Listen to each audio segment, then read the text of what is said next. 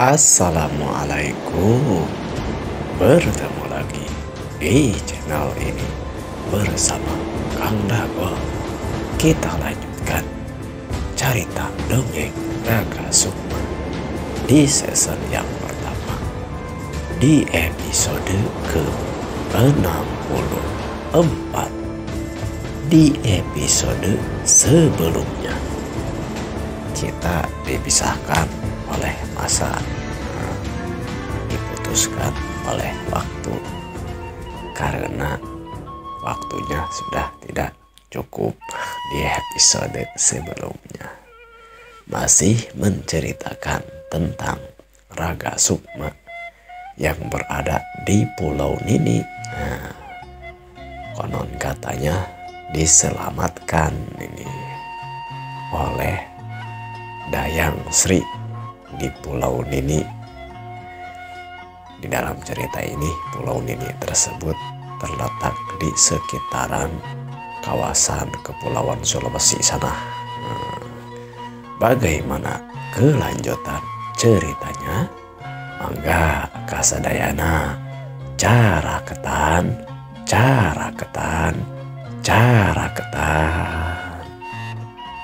Setelah beberapa hari berlalu dan kondisi tubuh Raga Sukma telah pulih kembali, kemudian bersama Dayang Sri, seorang perempuan yang sudah tua, ini Raga Sukma diberikan ilmu kanuragan, ilmu untuk bekal dalam kehidupannya. Makcik Dayang Sri ini rupanya sangat tertarik sekali kepada Raga Sukma karena dia telah memiliki kemampuan ilmu kanuragan yang cukup tinggi. Selain teknik bertarung yang diukur oleh Dayang Sri cukup mumpuni, teknik saat dia melempar benda-benda seperti kerikil, pisau kecil, bahkan tumbak sangat dipuji oleh Dayang Sri. Sehingga Dayang Sri ketika melatih Raga Sukma tidak lagi memberikan jurus-jurus dan teknik-teknik dasar, tapi justru jurus-jurus dan teknik-teknik lanjutan yang selama di pulau tersebut Dayang Sri ini memperdalamnya dan mengembangkannya. Dan di saat itu kemudian diwariskan atau diajarkan kepada Raga Sukma.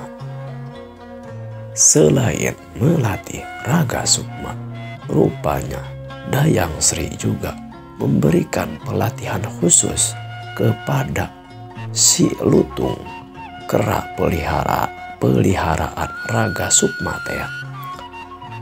Kera tersebut diberikan pelatihan terutama juga dalam hal untuk menyusup dan juga memberikan perlawanan, berlari dan bersembunyi. Karena memang kera si Lutung itu adalah kera yang luar biasa, kera yang dalam kisah ini diceritakan sejenis satwa yang memang hampir punah dan memberikan atau memiliki kecerdasan yang lebih tinggi daripada kera-kera biasanya. Pelatihan ataupun melatihnya si Lutung ini dilakukan oleh Dayang Sri dimaksudkan untuk bisa membantu dalam menjalankan ataupun melindungi secara tidak langsung kepada Raga Sukma. Karena tentunya akan ada hal-hal sesuatu yang hanya bisa dilakukan oleh hewan yang sudah memiliki pelatihan khusus, terutama hewan kera, yang memang peran itu pantas sekali dilakukan oleh si Lutung. Di beberapa kesempatan tidak hanya pertarungan darat yang diberikan oleh Dayang Sri, pertarungan di atas pohon, cara memanjat pohon dengan cepat, kemudian berpindah dari satu pohon ke pohon yang lainnya, layaknya seekor kera. Raga Sukma pun berlatih untuk melompat dari satu pohon ke pohon yang lainnya. Selain itu, dia juga dilatih loncat-lompatan tinggi dan jauh. Bahkan batu-batu karang di sekitar pantai tersebut dijadikan tempat untuk melatih keahlian Raga Sukma. Selain itu pula, Dayang Sri memberikan pelatihan kepada Raga Sukma dengan bertarung di atas kapal ataupun perahu, baik itu perahu yang besar, kapal yang besar, ataupun di perahu yang kecil. Juga pertarungan di dalam air, atau apakah itu di atas air yang memang tidak terlalu dalam, atau dalam keadaan berenang dan menyelam. Di beberapa kesempatan juga Raga Sukma dilatih untuk mencari makanan berupa ikan-ikan kecil, karang-karang, dan hewan-hewan yang lainnya di dalam laut. Tidak hanya berburu di dalam laut, Raga Sukma juga diberikan ilmu untuk mencari makanan di tengah hutan, mengolah makanannya, dan lain sebagainya. Intinya, segala sesuatu yang dibutuhkan Raga Sukma, bekal dalam berpetualang ngalalana dengan ilmu kanuragan di masa itu, semuanya diberikan oleh Dayang Sri ini, yang memang Makcik Dayang Sri ini adalah seorang guru resi, walaupun perempuan, memiliki ilmu yang cukup tinggi. Singkat cerita, 2 bulan telah berlalu. Di satu kesempatan, nenek ataupun Dayang Sri ini duduk bersama Raga Sukma sambil melihat si lutung yang sedang memanjat dari pohon ke pohon yang lainnya sambil mencari makanan buah-buahan di sekitaran hutan di pulau kecil tersebut. Nah, Raga, tidak terasa sekarang kamu di sini sudah cukup lama tinggal bersama nenek, dan Makci rasa juga kamu memang memiliki bekal ilmu kanuragan, ilmu bela diri yang cukup bagus, cukup sudah tinggi. Jadi dalam melatih kamu, nenek rasa nenek sudah tidak perlu lagi dari dasar, dan sekarang kamu pun sudah tahu, dan kemampuanmu pun kamu juga sudah rasakan lebih meningkat, lebih terlatih, dan lebih tinggi lagi. Selanjutnya, nenek mau memberikan kamu satu teknik. Walaupun satu teknik, tapi ini cukup untuk lama dalam mempelajarinya, yaitu ilmu Mancala Putra, Mancala Putri, ilmu telik kesandi yang mungkin kamu akan bisa manfaatkan dan gunakan dalam menyusup dan juga mencari informasi ataupun bersembunyi di antara mungkin orang-orang yang kamu waspadai atau kamu musuhi. Tapi ingat, ini ilmu bukan sembarang ilmu. Jadi, kamu harus bijaksana dalam memanfaatkan dan menggunakannya. Raga Sukma yang kini tubuhnya sudah kembali berisi, gagah, seseg dan cangker.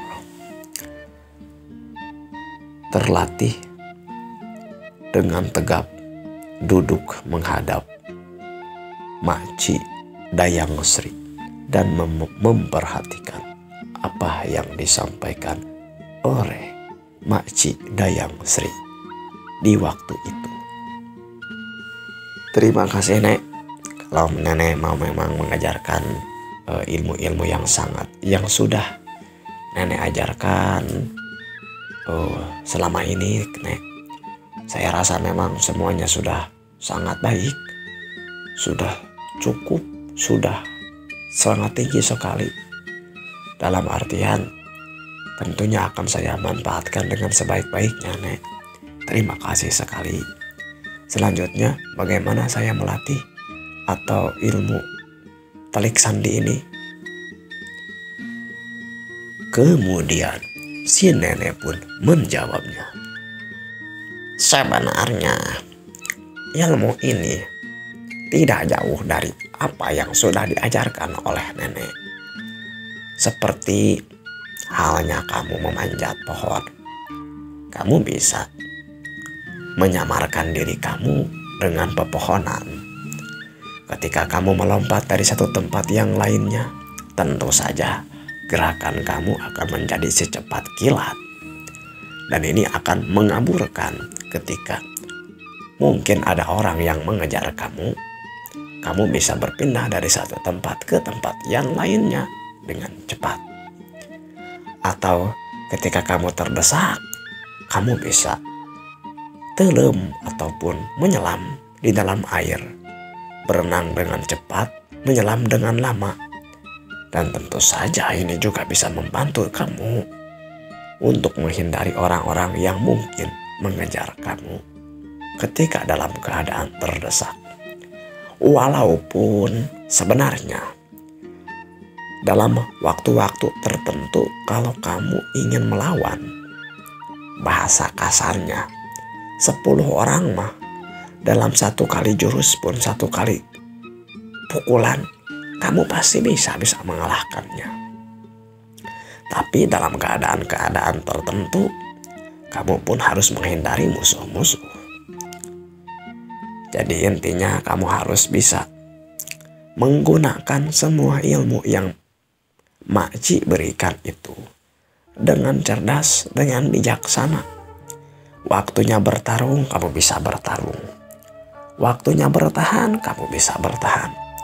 Waktunya bersembunyi, kamu bisa bersembunyi. Waktunya kabur ataupun lari, kamu pun bisa melakukannya. Dan semua ini adalah nenek berikan kepada kamu sebagai bekal kamu berada di alam kehidupan ini. Karena kita tidak tahu ilmu yang seperti apa, ilmu yang bagaimana yang akan dibutuhkan oleh kamu. Tapi ingat, ini adalah ilmu untuk membela diri dan juga untuk menegakkan keadilan. Apalagi suasana di negara kita pada waktu ini sangat memerlukan sekali ilmu-ilmu kanuragan.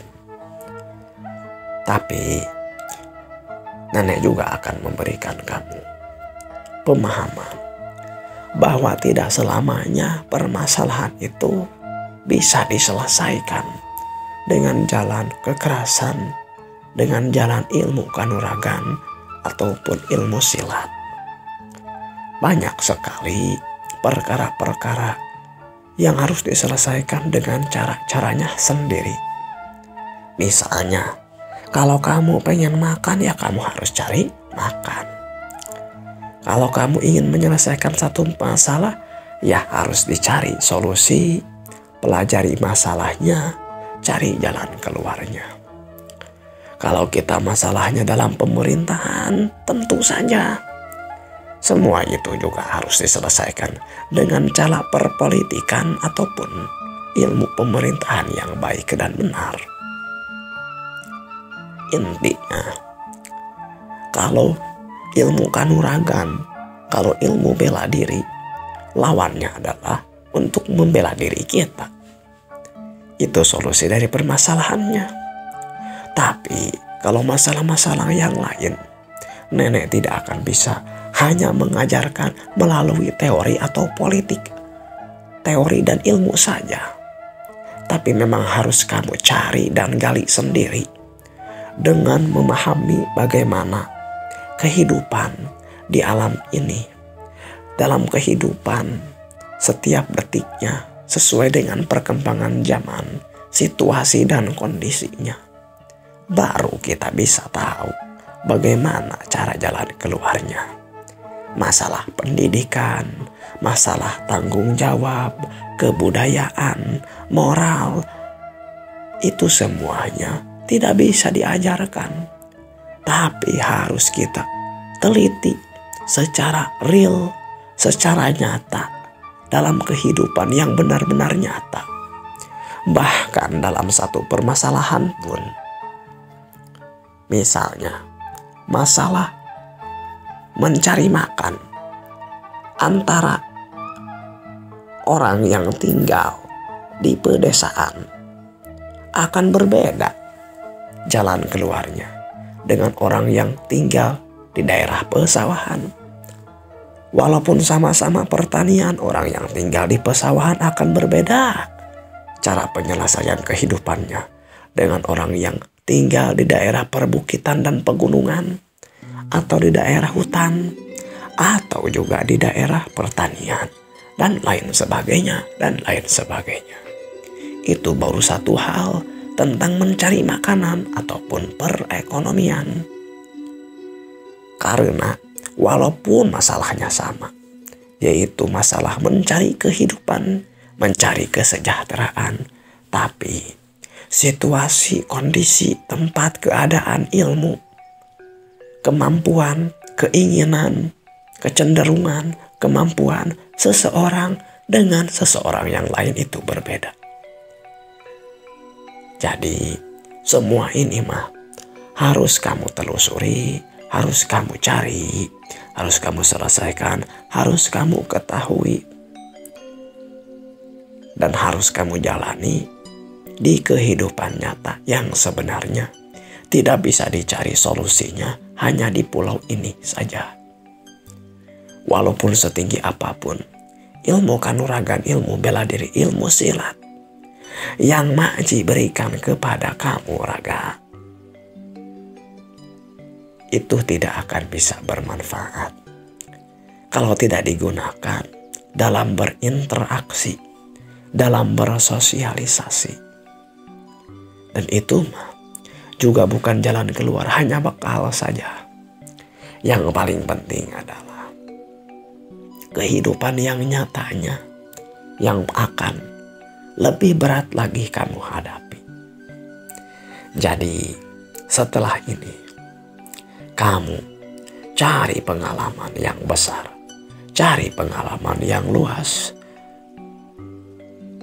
Tapi semua permasalahan nanti yang kamu hadapi itu bukan masalah kamu sendiri. Ada memang sesuatu yang memang harus kamu kerjakan, harus kamu selesaikan sendiri, ada. Tapi banyak juga yang memang tidak bisa kita selesaikan dengan cara seorang-seorang ataupun sendiri-sendiri. Harus kolektif, harus bersama-sama.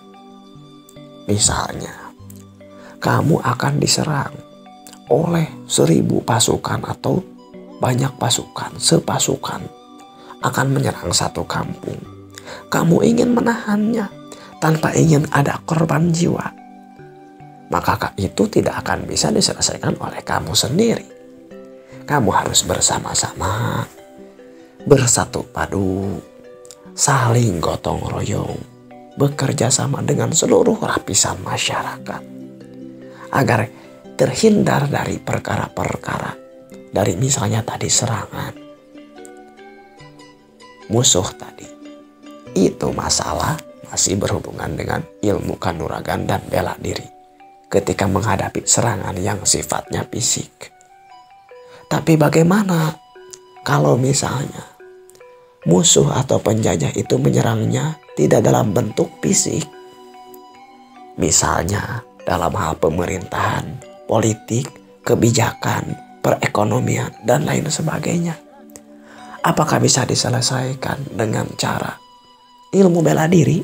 Tentu tidak bisa. Oleh karena itu, menuntut ilmu dalam hal bidang-bidang yang lainnya pun harus tetap kamu jalani. Karena seperti yang tadi nenek sampaikan, bahwa kita tidak tahu ilmu yang seperti apa, ilmu yang bagaimana yang harus kita gunakan untuk menghadapi, menyelesaikan suatu permasalahan, yaitu tentunya sesuai dengan masalah ataupun persoalan yang kita hadapi. Tidak bisa disamakan, tidak bisa juga selamanya dibedakan. Walaupun ada yang samanya, tetap akan berbeda dalam satu kondisi dan keadaannya. Kalaupun berbeda, kadang-kadang tetap ada solusi yang hampir mirip, tapi mungkin cara bagaimana prakteknya yang dibedakan. Nah, itu tidak bisa dijelaskan oleh nenek. Silakan kamu pelajari dalam kehidupan nanti. Kamu masih muda, jadi kamu tidak bisa tinggal saja di tempat ini. Tugas nenek bersama kamu, tugas makci di sini bersama kamu di pulau nenek ini, mungkin cukup sampai sekarang. Sedikit waktu selesai permasalahan. Tapi tugas kamu yang lebih luas lagi, yang lebih panjang lagi menanti kamu. Apalagi kamu seorang yang masih muda. Banyak hal yang harus dilakukan, banyak hal yang harus dipelajari. Tapi jangan berpikir kamu menjadi seseorang yang menjadi besar, penguasa dan lain sebagainya. Tidak. Kamu hadapi permasalahan kamu sesuai dengan kehidupan kamu saja. Besar atau kecil nanti sesuai dengan peran kamu. Kita tidak boleh meminta masalah yang besar. Kalau ilmu kita masih rendah, kita pun hanya akan diberikan masalah-masalah yang ringan-ringan.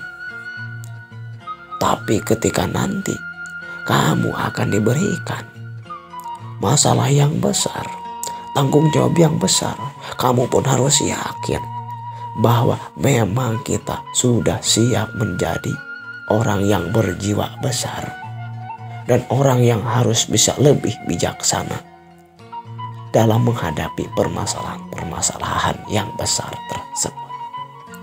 Bagaimana, Raga? Apakah kamu sekarang sudah mengerti dan paham yang nenek sampaikan? Beberapa saat Raga Sukma diam, seperti sedang mencerna, ngalenyepan, memikirkan apa yang disampaikan oleh makci atau nenek Dayang Sri di waktu itu. Kemudian Raga Sukma berkata, "Ya, sepertinya seperti yang nenek sampaikan.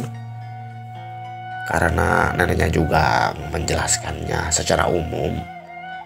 Jadi sebenarnya saya belum ngerti, Nek. Namun, ya tadi seperti yang nenek sampaikan, hanya pengalaman nyata dalam kehidupan yang sebenarnya baru nanti saya paham. Mungkin seperti itu ya, Nek." "Iya, benar sekali. Nah, kamu gunakan lagi rakit ini, rakit kapal yang telah kamu buat. Selanjutnya kamu kemarin bersama nenek kita sudah memperbaikinya dengan lebih layak lagi, menjadi sebuah kapal perahu yang lebih layak. Kamu berlayarlah langsung ke tanah Jawa. Jangan, gak perlu nyari Raden Tirta, gak perlu nyari Gajah Ireng, tapi jadilah dalam kehidupan kamu sendiri. Kalau memang dibutuhkan, kamu ingin melakukan sesuatu untuk negara, untuk kepentingan masyarakat, nanti pun akan ada jalannya. Tapi kalaupun memang harus ada tugas kamu sebagai seorang yang besar, pasti juga akan ada jalannya.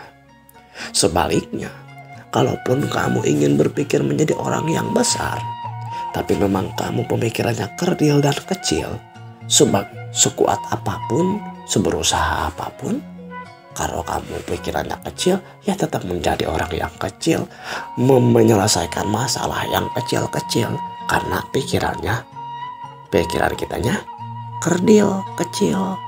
Tapi kalau kamu berpikirnya besar, walaupun yang kita lakukannya dirasa kecil, maka akan menjadi manfaat yang lebih besar. Kalau kita punya pemikiran yang besar, artinya jalan hidup adalah sesuai bagaimana kita menghadapi dan mempersiapkan kehidupan kita sendiri itu sendiri. Selanjutnya, waktu itu dimanfaatkan oleh Raga Sukma untuk bertanya hal-hal yang lain kepada nenek Makci Dayang Sri dari berbagai ilmu dalam kehidupan dan pengalaman. Diketahui bahwa Dayang Sri sebelumnya adalah seorang putri yang kemudian menikahi seseorang pejabat. Namun karena memang dia ingin mengasingkan diri dari kehidupan pemerintahan dan halayak ramai, maka dia mengasingkan diri di pulau tersebut sampai kemudian bertemu dengan Raga Sukma. Beberapa hari di saat itu, kemudian Dayang Sri dan juga Raga Sukma bersama dengan Si Lutung mempersiapkan diri untuk perjalanan. Raga Sukma dan juga Lutung, Si Lutung meninggalkan pulau nenek tersebut sebagaimana ditugaskan oleh si nenek. Raga Sukma harus langsung menuju ke Pulau Jawa, ke Pulau Sunda. Sebagaimana Raga Sukma telah menceritakan bahwa dulu dia pernah tinggal di kerajaan Pandunagara. Singkat cerita, setelah persiapannya dirasa cukup, mulai kembalilah berlayar Raga Sukma dari pulau nenek di kawasan Sulawesi tersebut menuju ke Pulau Jawa, ke kerajaan Pandunagara yang dipikir oleh Raga Sukma. Memang arah tujuan tempat tinggalnya Raden Tirta, Jakasuma, Ki Jaladri, dan kawan-kawan. Perjalanan pun kemudian dimulai dengan ilmu dulu yang telah dipelajari dari Jaladri, kemudian ditambah dari ilmu yang diberikan oleh Dayang Sri. Perjalanan menggunakan perahu kapal rakit. Raga Sukma dan Si Lutung melanjutkan perjalanan.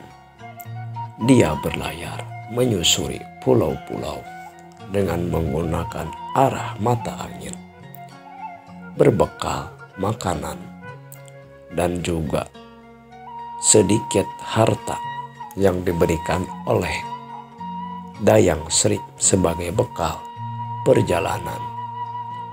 Raga Sukma akhirnya sampai di pelabuhan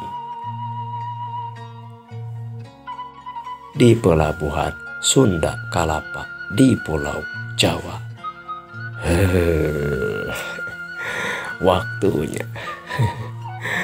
Waktunya untuk episode kali ini kita cukupkan saja. Kita bertemu lagi di episode selanjutnya. Bagaimana? Apakah yang akan terjadi? Sekarang Raga Sukma sudah hampir kembali lagi nih ke Pulau Jawa. Apakah akan langsung bertemu dengan Raden Tirta? Ataukah seperti apa ceritanya? Nah, silahkan disimak saja di video-video selanjutnya. Like, komen, dan subscribe di Antosku Kang Dagol. Kita bertemu lagi. Wilujeng patepang deui. Permio.